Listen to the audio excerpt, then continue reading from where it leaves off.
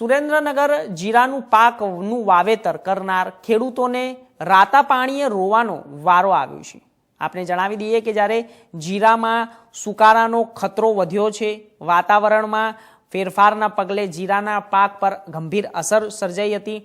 ખેડૂતોમાં શોક પ્રસર્યો હતો। ખાતર, બિયારણ, દવાઓ અને મજૂરી માથે પડે તેવી પરિસ્થિતિ છે। ખેડૂતોના માટે ચાલુ વર્ષે નિષ્ફળ ગયું તે પ્રકારનો ઘાટ સર્જાયો છે। તો ચોમાસામાં 130%થી વધુ વરસાદ બાદ હવે શિયાળામાં જીરા પર તોળાતું જોખમ, ખેડૂતોએ બાળકની જેમ માવજત કરી જીરું ઉછેર્યું, પણ વાતાવરણ અનુકૂળ ન આવતા જીરા પર સુકારો લાગી ગયો છે।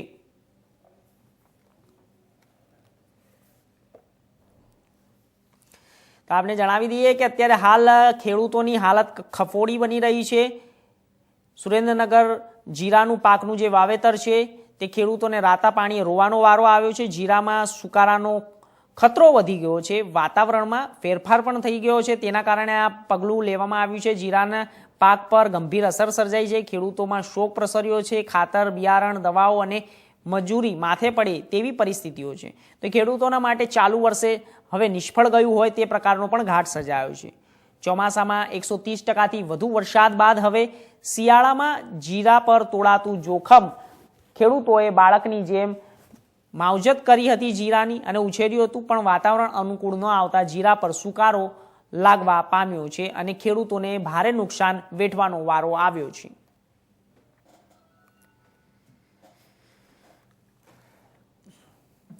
તો આપને જણાવી દઈએ કે જ્યારે આ તમે જે જમીન જોઈ રહ્યા છો, તમે જમીન જે જોઈ રહ્યા છો, જમીનની અંદર જે અત્યારે હાલ પરિસ્થિતિ સર્જાઈ રહી છે ખેતરની અંદર, તે ખેતરની અંદર આપને જણાવી દઈએ કે ખેડૂતો અત્યારે હાલ પરેશાન થઈ રહ્યા છે અને જીરાની અંદર જે સુકારાનો જે રોગ છે તે આવી ગયો છે। એ સુકારાનો રોગ શા માટે આવ્યો છે એ હું આપને જણાવું, કારણ કે અનુકૂળ જે વરસાદ હતો, જે વરસાદ આવવાનો હતો, 130% જેટલો વરસાદ થયો હતો, પરંતુ વરસાદના કારણે જે પાક વાવવામાં આવ્યો હતો તે તો સારો થયો, પરંતુ અનુકૂળ વાતાવરણ ન આવતા પાક બગડી ગયો છે અને પાક બગડતાની સાથે ખેડૂતો અત્યારે હાલ ચિંતામાં મુકાયા છે। ખેડૂતોને નુકસાની વેઠવાનો વારો આવ્યો છે।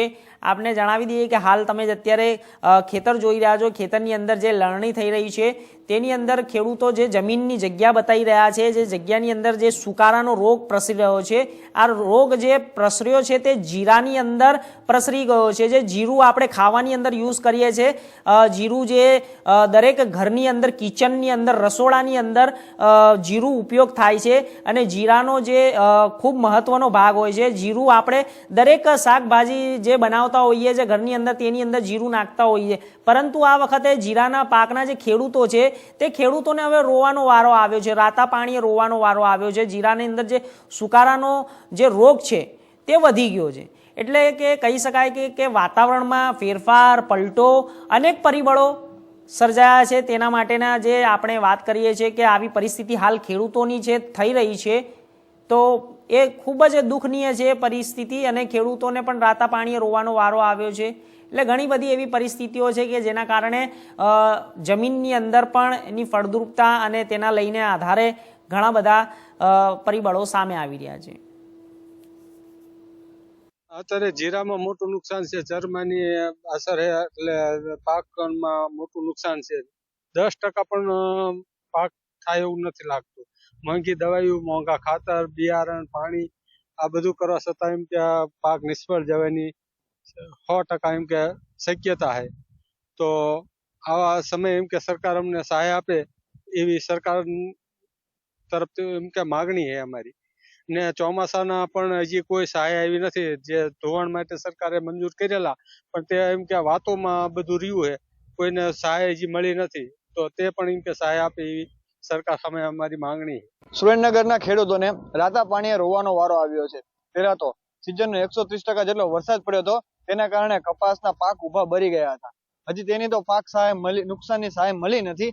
ત્યાં તો જે જીરુનો પાક છે તેમાં સુકાવા નામના રોગ આવી ગયો છે, તેના કારણે ખેડૂતનો અત્યારથી જ જીરાનો પાકમાં ગણો તો 70 થી 80% જેટલું નુકસાન જોવા મળે છે।